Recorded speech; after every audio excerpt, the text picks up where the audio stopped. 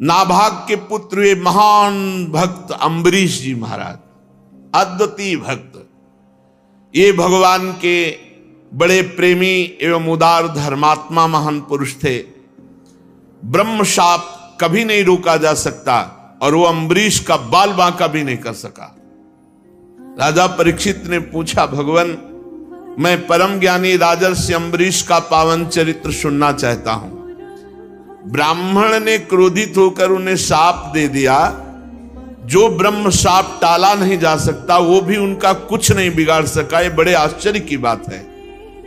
श्री सुखदेव जी ने कहा, अम्बरीशो महाभागः सप्तद्वीपवती महीम अव्ययाम च श्रियं लब्ध्वा विभवम चातुलम भुवि मेनेति दुर्लभम पुंसाम सर्वं तत्स्वप्न संस्तुतम विद्वान विभव निर्वाणम तमो विशति यत्पुमान वासुदेवे भगवती तद्भक्तेषु च साधुषु प्राप्तो भावं परम विश्वम येनेदं लोष्टवति स्मृतम। श्री सुखदेव जी ने कहा, परीक्षित अम्बरीश जी बड़े महान भाग्यवान भक्त थे। वैसे तो संपत्ति सातों द्वीपों की अचल संपत्ति, एक छत्र सम्राट, अतुलनीय ऐश्वर्य ये प्राप्त था। यद्यपि ये साधारण मनुष्यों के लिए अत्यंत दुर्लभ है, फिर भी अम्बरीश जी इसे स्वप्न तुल्य समझते थे। कोई महत्ता नहीं थी चक्रवर्ती सम्राट पद का या सप्तद्वीप महिमंडल अधिपति का, कोई महत्व नहीं, स्वप्न तुल्य समझते थे।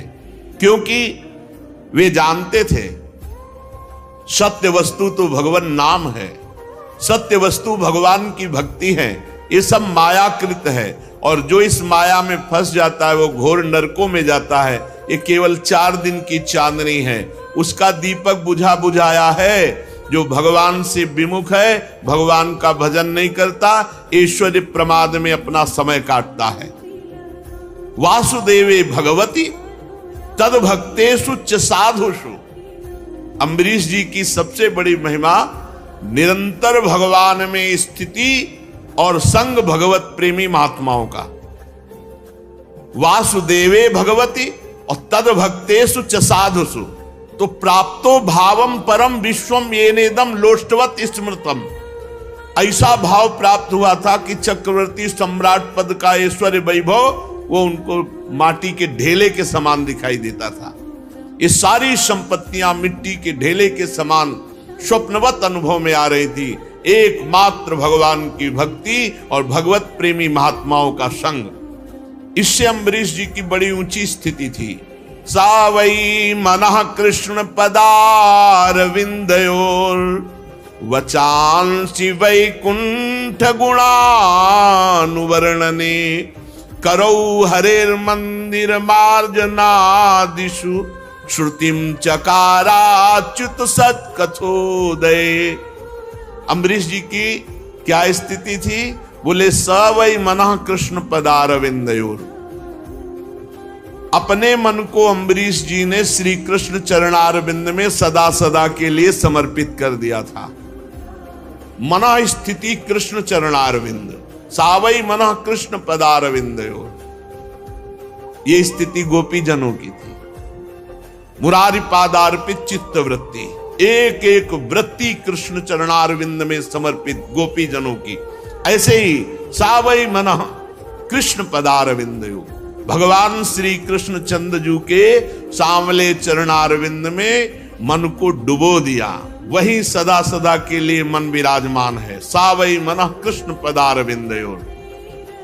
और वचांसि वैकुंठ गुणानुवर्णने, ये नियम था अम्बरीश जी का, मौन नहीं तो वाणी से बिल्कुल कुछ अन्य वार्ता नहीं, भगवद वार्ता के सिवा।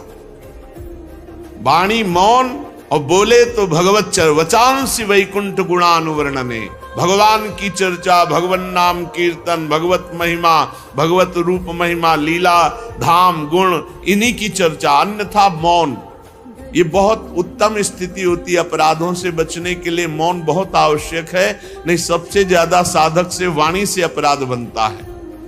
मन जहां इष्ट देव के चरणारविंद, वाणी मौन, या तो भगवत चर्चा नहीं तो शांत। इसीलिए हरिवंश महाप्रभु ने स्फुट वाणी में आखिरी दोहे में कहा, रसना कटो जो अन रटो, निरखी अन फुटो नयन, श्रवण फुटो जो अन सुनो, श्री राधा जसबैन।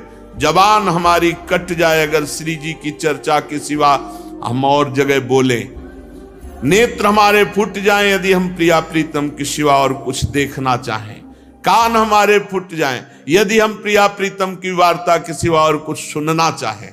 बोलना, देखना, सुनना ये साधना में बहुत अधिकार रखते हैं। यदि ये अन्य बोलना, अन्य देखना, अन्य सुनना, तो फिर भक्ति का रंग नहीं आएगा। वचांसि वैकुंठ गुणानुवर्णने, वाणी से भगवत चर्चा, और करो हरेर मंदिर मार्जनादिश, ये बहुत बड़ी बात है। यहां अपने ठाकुर के मंदिर में पोछा लगाने में शर्म लगती है। ठाकुर जी को प्रसन्न करने के लिए काम वाले की जरूरत नहीं, आपके हाथ है। चक्रवर्ती सम्राट हैं, कितने दास दासियां होंगे विचार करो, लेकिन करो हरेर मंदिर मार्जनादिश, अपने हाथ से ठाकुर जी के पात्रों को धोना, अपने हाथ से ठाकुर जी के महल में पोछा लगाना, सोहनी लगाना, ये आचार्य स्वयं आकांक्षा करते हैं कि मुझे श्री जी की कुंज की सोहनी लगाने वाली बन, या सोहनी बन जाऊं। अपने हाथ से, बहुत सौभाग्य है जो अपने हाथ से ठाकुर सेवा करते हैं। इसका कोई ज्यादा महत्व नहीं कि मंदिर बनवा दिया, पुजारी रख दिया, आप मौज मस्ती विषयों में ले रहे हैं और रुपया हर महीने दे, तो ठाकुर जी आपको लाख गुना बढ़ा कर दे देंगे। लेकिन वो भक्ति या प्रीति या ठाकुर जी के दासत्व की बातें नहीं है, ये बातें नहीं। करो हरेर मंदिर मार्जनादिश, स्वयं अपने हाथ से ठाकुर जी के महल में सोहनी लगाना, ठाकुर जी के मंदिर में पोछा लगाना, स्वयं ठाकुर जी के पार्षद जो पात्र हैं उनका मार्जन करना, ये अम्बरीश जी करते थे। इसी के कारण उनको पता नहीं था, पर सुदर्शन चक्र सदैव सुरक्षा में रहता था। चक्रवर्ती सम्राट होकर अपने हाथों से दास्ता प्रभु की करते थे।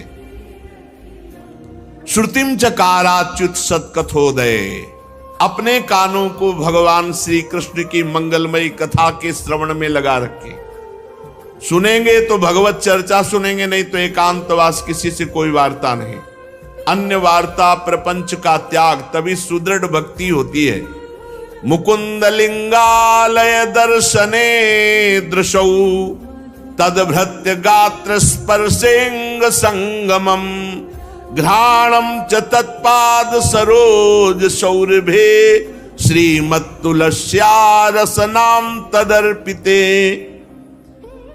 आंखों से सिर्फ भगवान के श्री विग्रह के दर्शन या संत दर्शन, नेत्र संभाल के रखे, सहसा किसी को न देखे। अम्बरीश जी ऐसे मुकुंद लिंगालय दर्शने दृशौ, नेत्रों से भगवान के मंदिर में विराजमान श्री विग्रह खूब छक के दर्शन करो, या भगवत प्रेमी महात्मा, ये भगवान का मंदिर है साक्षात, उनके दर्शन करो, और नहीं नेत्रों को बचा के रखो। असंग भावना की पुष्टता के लिए तदभृत्य गात्र स्पर्शेंग संगमम, केवल भगवान के भक्तों का ही स्पर्श, अन्यथा नहीं।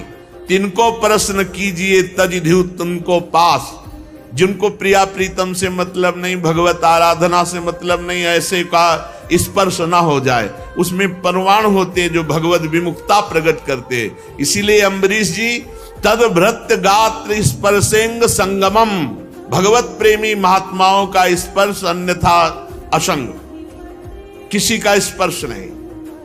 घ्राणम च तत्पाद सरोज सौरभे, श्रीमत्तुलस्या रसनाम तदर्पिते।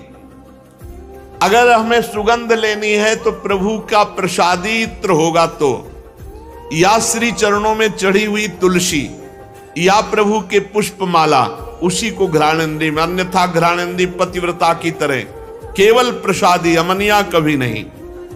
और रसना प्रभु को अर्पित किए हुए नैवेद्य का, प्रसाद का।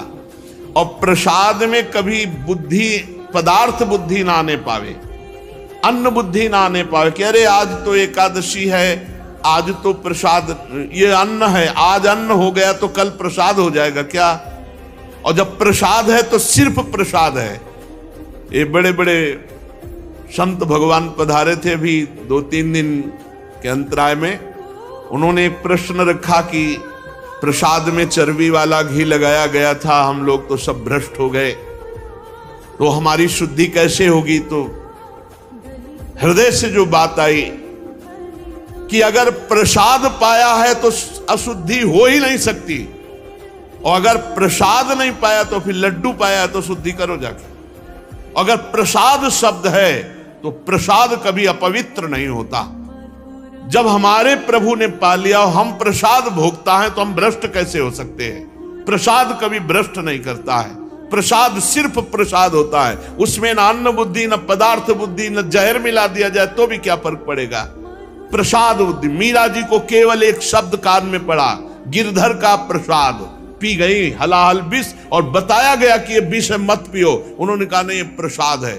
प्रसाद शब्द जहां लग गया वो सब पूर्ण हो गया, वहां कहीं अपवित्रता नहीं। प्रसाद के बाद ये शुद्धि करना तो भगवान के प्रसाद का अपमान है।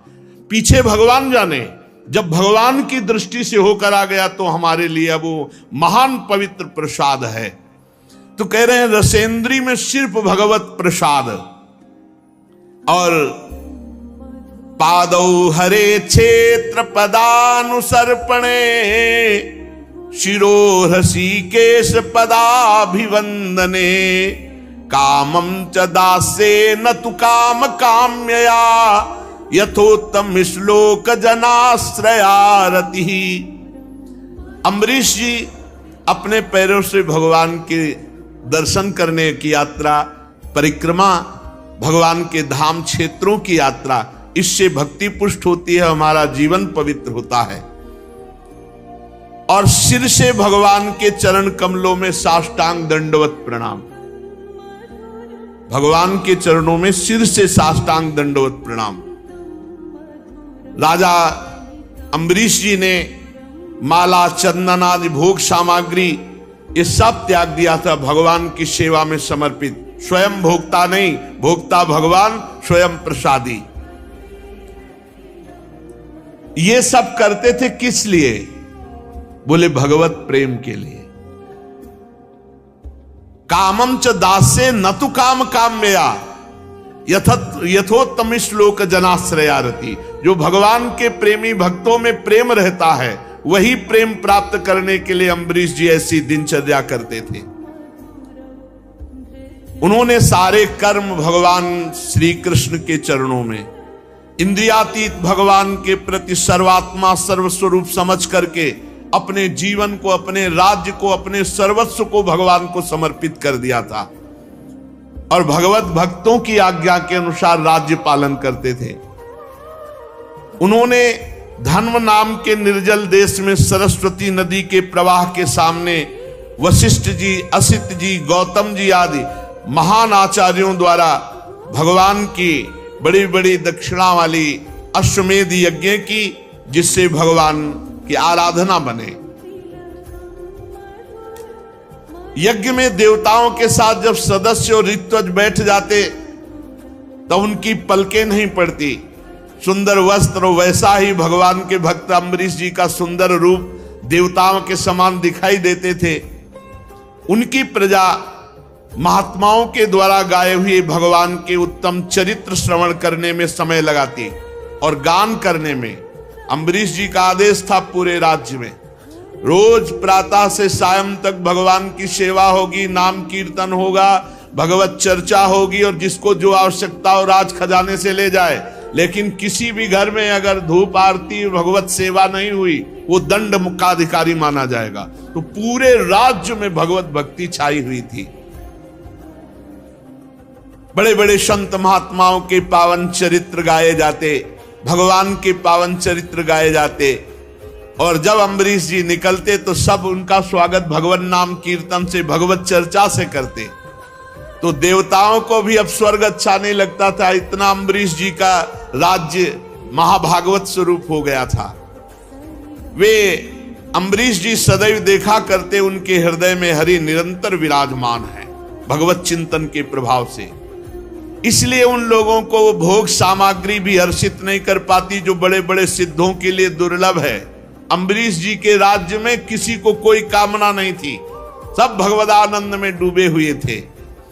आत्मानंद के सामने अत्यंत तुच्छ है ये विषय।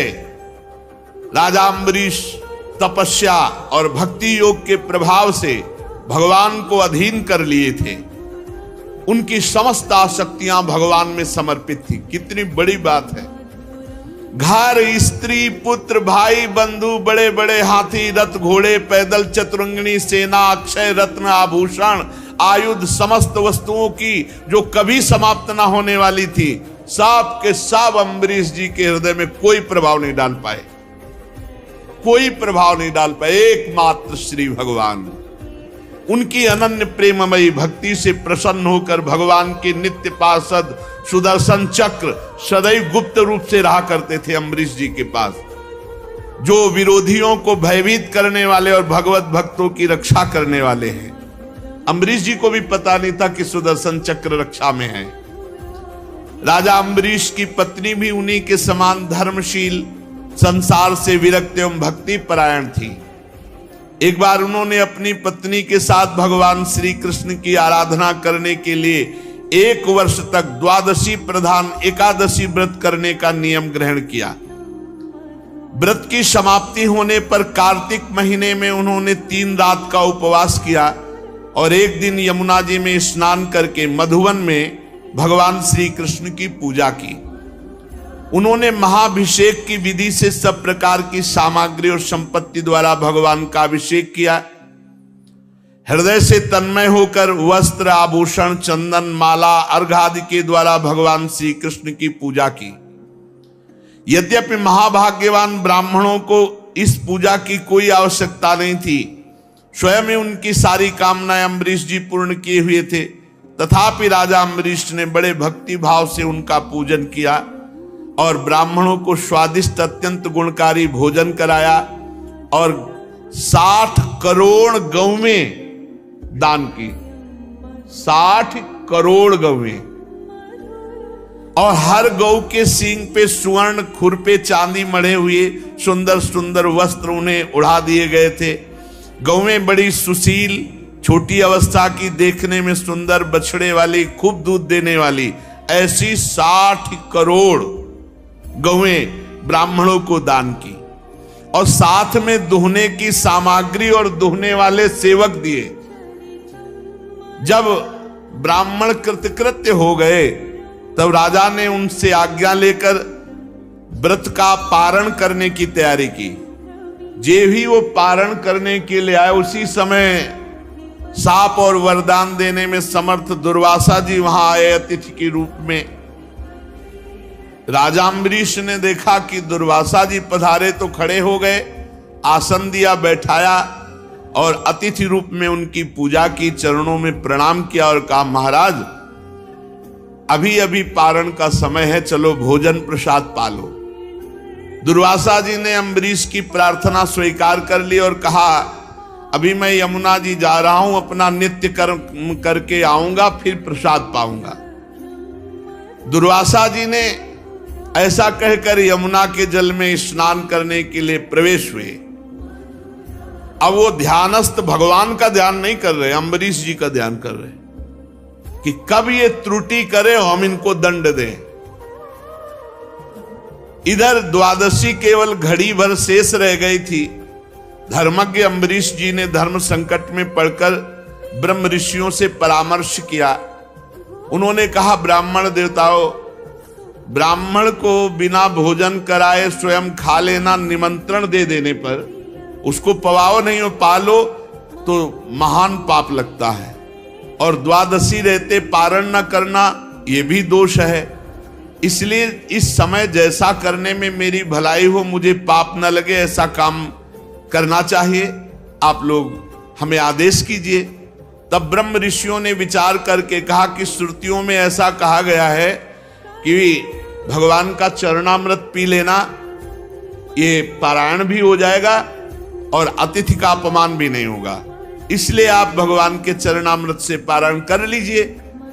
ऐसा निश्चय करके मन ही मन भगवान का चिंतन करते हुए राजर्षि अम्बरीश जी ने भगवान का चरणोदक पान किया। और दुर्वासा जी उधर ध्यान में देख ही रहे थे कि कोई हरकत ऐसी करें जो हम इनको दंड दें। बात यह थी कि भगवान की सभा में एक सत्र में यह हुआ कि इस समय त्रिभुवन में सबसे महान भक्त कौन है, तो अम्बरीश जी की चर्चा हुई। वहां दुर्वासा जी भी बैठे थे। अब ये महाराज वलकल की लंगोटी लगाते हैं, दूब का रस पीते हैं, उनकी तो बात आई नहीं। तो उनका चक्रवर्ती सम्राट राजा अम्बरीश ऐसा कैसा महान भक्त हो सकता है जो हम ऋषियों से भी आगे बढ़ गया। तो वही देखने के लिए, परीक्षा के लिए आए थे। जे ही देखा कि वो चरणामृत पान के सोई आ गए। वो तो अंतर ध्यान शक्ति संपन्न महात्मा है। आगे बढ़कर के राजा अम्बरीश जी ने हाथ जोड़ा, अभिनंदन किया, बस नाराज हो गए महाराज दुर्वासा जी और कहने लगे पारायण कर लिया। तो हाँ महाराज, क्रोध से थर थर कांपने लगे, भौं चढ़ गई, मुंह विकट हो गया और हाथ जोड़े अम्बरीश जी खड़े, कोई भय नहीं क्योंकि भगवान के आश्रित है। हाथ जोड़कर खड़े अम्बरीश जी से डांट कर कहा, देखो तो सही ये कितना क्रूर है, ये धन के मद में मतवाला राजा देखो कितना बड़ा अपराध कर दिया। मुझ ऋषि को निमंत्रण दिया और बिना पवाए पारण कर लिया। भगवान की भक्ति तो छू नहीं गई, कहा जा रहा था ये महान भगत है। दुर्वासा जी तो दुर्वासा, आज इसने धर्म का उल्लंघन करके बड़ा अन्याय किया। देखो तो मैं इसका अतिथि होकर आया और इसने अतिथि सत्कार करने के लिए मुझे निमंत्रण भी दिया और मुझे बिना खिलाए इसने खा लिया। अच्छा, तो आज तक इसे अभी कभी किसी ऋषि से पाला नहीं पड़ा होगा। आज मैं इसे दिखाता हूं कि ब्रह्म ऋषि का अपमान करने का फल क्या होता है। और कहते कहते वो क्रोध में भर गए और अपनी एक जटा उखाड़ी और भूमि पर पटक दी। भयंकर कृत्या उत्पन्न हुई, मानो पूरे देश का नाश कर देगी। वो प्रलय काल की आग के समान दहक रही थी। अपने सामने अम्बरीश जी ने देखा कि भयंकर कृत्या वो राजा पर टूट पड़ी, अम्बरीश जी पर। उसके चलने के पैरों की धमक से पृथ्वी कांप रही थी। अम्बरीश जी मुस्कुराहट के सिवा और कुछ नहीं, केवल मुस्कुरा रहे हैं सर झुकाए हुए कि अब जोई जोई प्यारो करे सोई मोई भावे।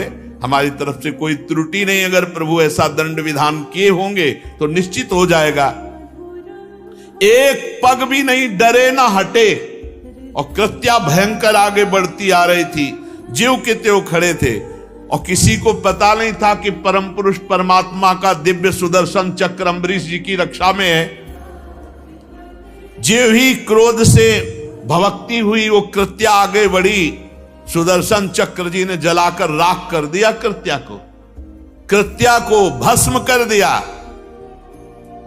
अब जब दुर्वासा जी ने देखा कि मेरे तपस्या से प्रकट हुई कृत्या तो भस्म हो गई, और सुदर्शन चक्र जी ने दुर्वासा जी की तरफ मुख किया। अब भागे दुर्वासा जी प्राण बचाने के लिए, क्योंकि अब सुदर्शन चक्र कोई साधारण अस्त्र तो है नहीं कि दुर्वासा जी रोक देंगे, तो भगवान श्री हरि का दिव्यास्त्र है। ऊंची ऊंची लपटे दावानल के समान, और दुर्वासा जी आगे धीरे धीरे सुदर्शन चक्र जी, क्योंकि ताप भर देना मारना नहीं है।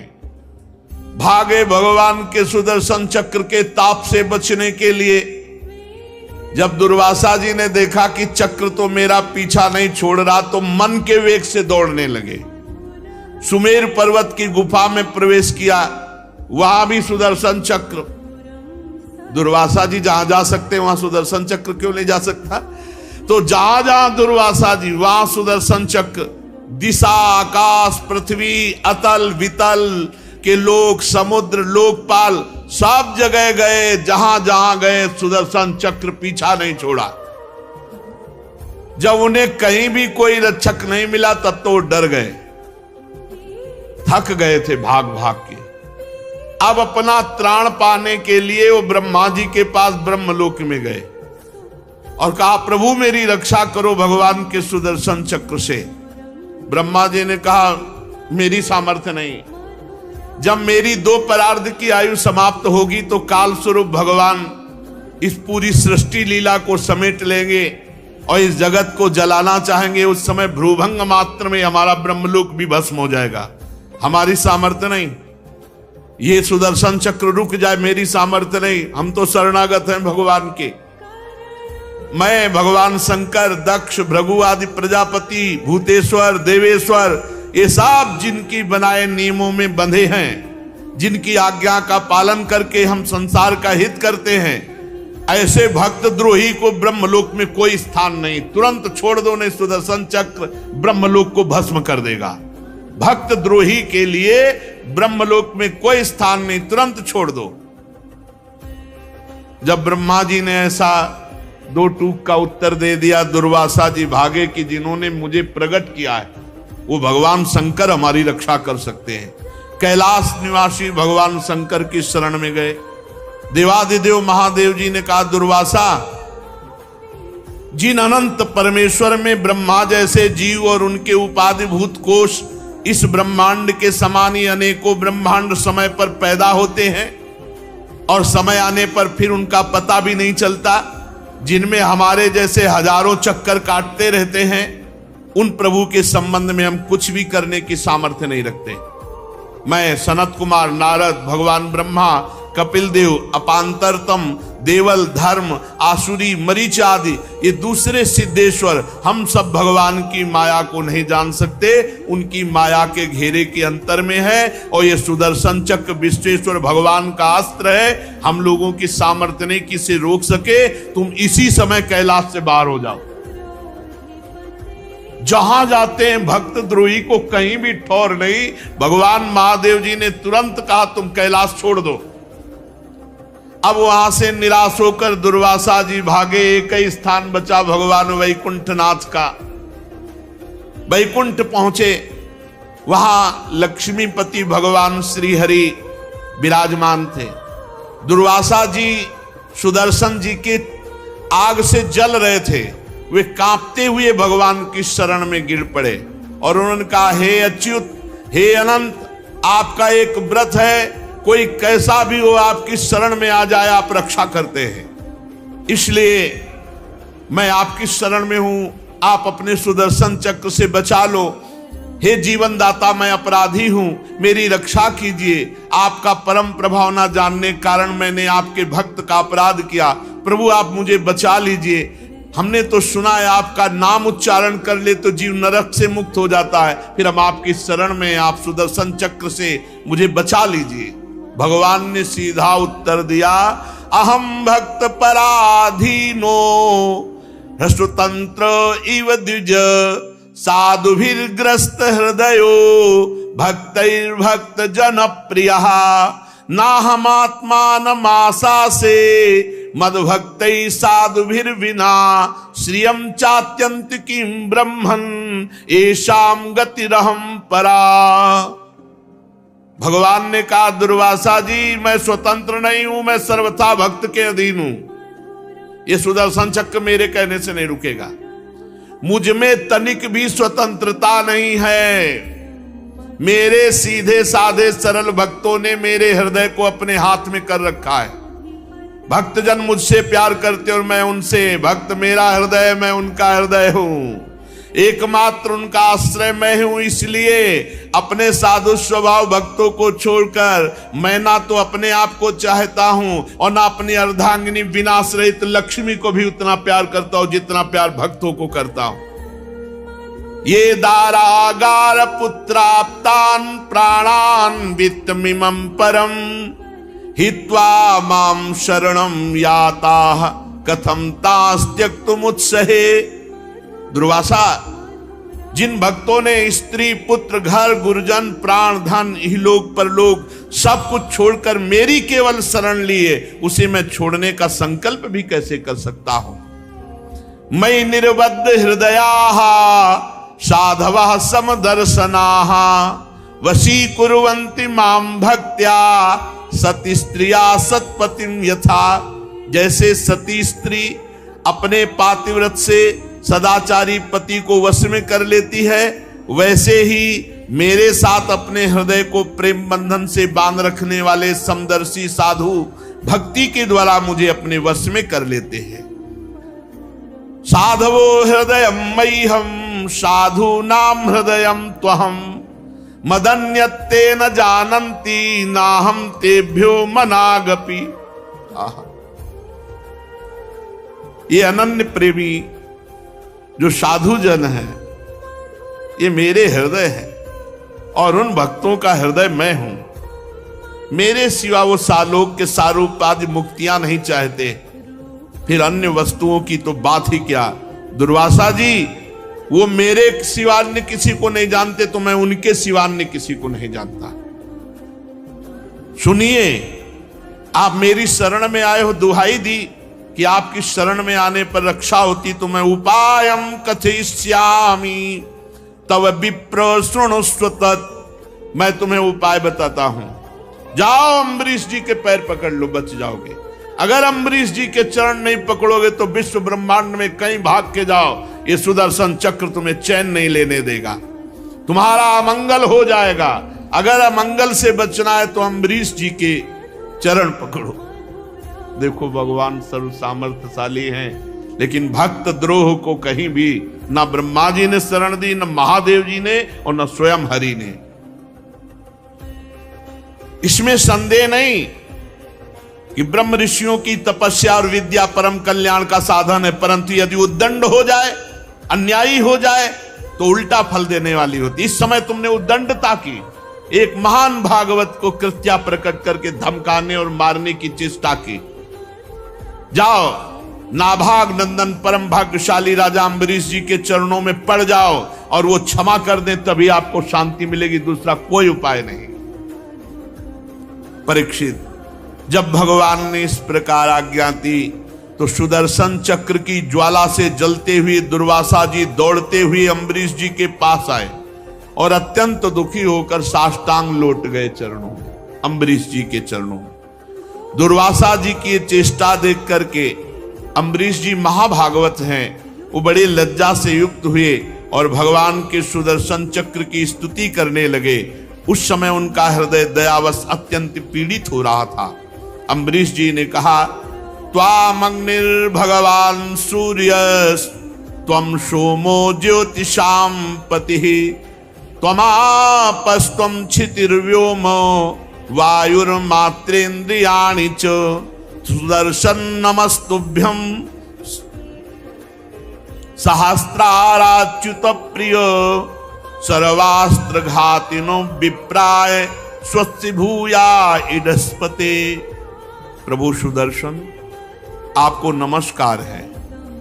आप अग्नि स्वरूप हैं, आप परम समर्थ सूर्य स्वरूप हैं, समस्त नक्षत्र मंडल के अधिपति चंद्रमा के भी आप स्वरूप हैं, जल पृथ्वी आकाश वायु पंच तन्मात्रा संपूर्ण इंद्रियों के रूप भी आप हैं। भगवान के प्यारे हजार चक्र वाले सुदर्शन देव, मैं आपको नमस्कार करता हूं। किसी भी शस्त्र अस्त्र की सामर्थ्य नहीं कि आपको रोक सके। हमारी प्रार्थना है कि आप इन ब्रह्म ऋषि की रक्षा कीजिए। आप ही धर्म मधुर एवं सत्यवाणी हैं, आप ही समस्त यज्ञों के अधिपति स्वयं यज्ञ हैं, आप समस्त लोकों के रक्षक सर्वलोक स्वरूप हैं, आप परम पुरुष परमात्मा के श्रेष्ठ तेज हैं। हे सुदर्शन चक्र, आप समस्त धर्मों की मर्यादा के रक्षक हैं। अधर्म का आचरण करने वाले असुरों को भस्म करने के लिए आप साक्षात अग्नि हैं। आप ही तीनों लोकों के रक्षक एवं विशुद्ध तेजों में हैं। आपकी गति मन के वेग के समान है, आपके कर्म अद्भुत है। हे सुदर्शन चक्र, मैं आपकी स्तुति करता हूं, आपको नमस्कार करता हूं। विश्व के रक्षक, आप रणभूमि में जब अपना रूप धारण करते हैं तो किसी की सामर्थ्य नहीं कि आपकी टक्कर ले सके। गदाधारी भगवान ने दुष्टों के विनाश के लिए आपको नियुक्त किया है, इसलिए आप कृपा करें हमारे कुल के भाग्योदय के लिए दुर्वासा जी का कल्याण कीजिए, आपका बड़ा अनुग्रह होगा। आज तक मैंने जो भी दान किया है, ये बोलना बहुत बड़ी बात है, अम्बरीश जैसे महाभागवत ही बोल सकते हैं। आज तक मैंने जो भी दान किया है, जो भी यज्ञ किया है, जो भी धर्म का पालन किया है, यदि हमारे वंश के लोग सदैव ब्राह्मणों की आराधना करते रहे हैं, आज तक जो भजन किया है उसका प्रकाश हो, वो सब दुर्वासा को मिले और दुर्वासा जी की जलन शांत हो जाए।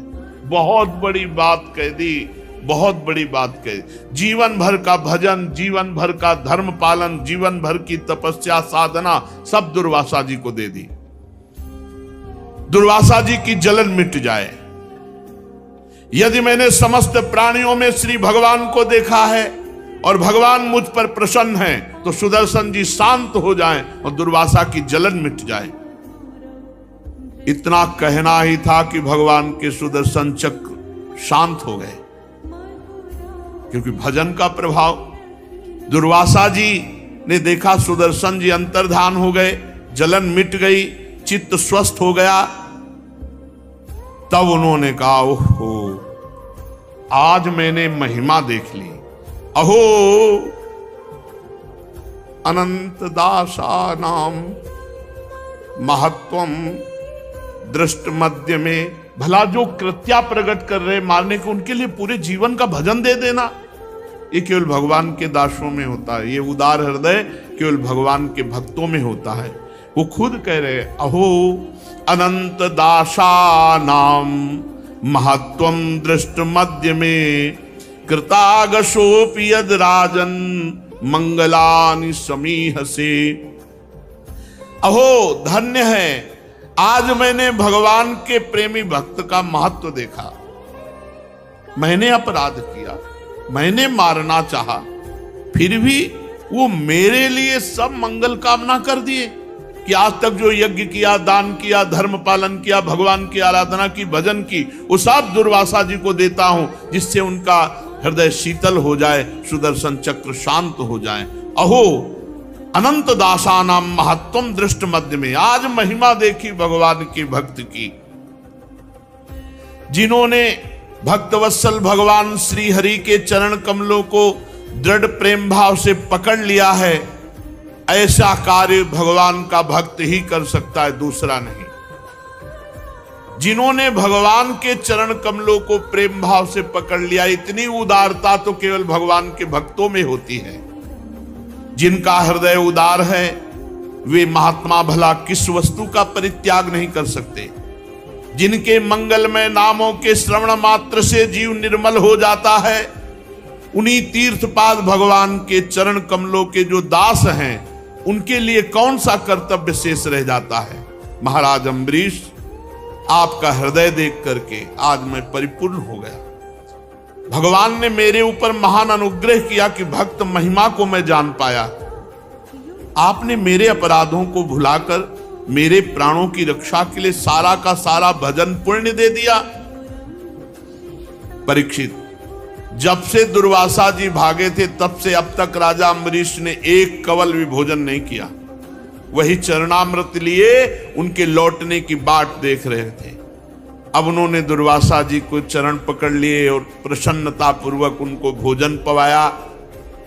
राजा अम्बरीश बड़े आदर से अतिथि के योग्य सब प्रकार भोजन सामग्री लाए और दुर्वासा जी ने खूब तृप्त होकर भोजन पाया और फिर कहा, राजन अब आप भी भोजन प्रसाद पाइए। अम्बरीश जी, आप भगवान के परम प्रेमी भक्त हैं। मैं ये समझता हूं कि आज जो आपका दर्शन, स्पर्श और बातचीत करने का सौभाग्य मिला, वो भगवान मधुसूदन की कृपा से। क्या अनुभव हुआ दुर्वासा जी को? भगवान की कृपा का अनुभव, भक्त दर्शन, भक्त संभाषण, भक्त सानिध्य। स्वर्ग की देवांगनाएं आपके इस उज्जवल चरित्र का गान करेंगी। पृथ्वी पर भी आपकी परम पुण्यमयी कीर्ति का संकीर्तन होता रहेगा।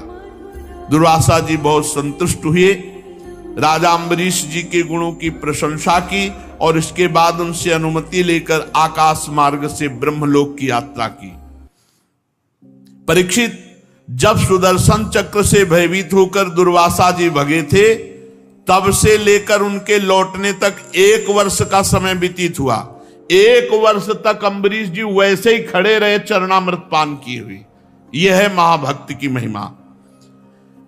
जल पीकर उतने ही 1 वर्ष तक खड़े रहे। जब दुर्वासा जी चले गए तब उनके भोजन से बचे हुए भगवत प्रसाद अन्न का पान किया। अपने कारण दुर्वासा जी का दुख में पड़ना, फिर अपनी ही प्रार्थना से छूटना, दोनों बातों में भगवान की लीला समझ करके अम्बरीश जी संतुष्ट हुए। राजा अम्बरीश में ऐसे अनेक गुण थे। अपने समस्त कर्मों के द्वारा वे परब्रह्म परमात्मा श्री भगवान में भक्ति भाव की अभिवृद्धि करते रहे। उस भक्ति के प्रभाव से उन्होंने ब्रह्मलोक तक के समस्त भोगों को नरकों के समान समझा। तदनंतर राजा अम्बरीश जी ने अपने ही समान भक्त पुत्रों पर राज्य का भार छोड़ दिया और स्वयं एकांत वन में जाकर भगवान की परम भक्ति में डूबे और इस संसार के प्रवाह से मुक्त हो गए।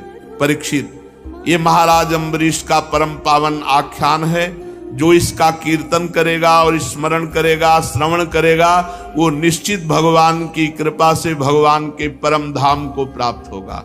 भगवान की भक्ति से युक्त होकर परम धाम को प्राप्त होगा। शेष चर्चा आगे। श्री राधा वल्लभ लाल की।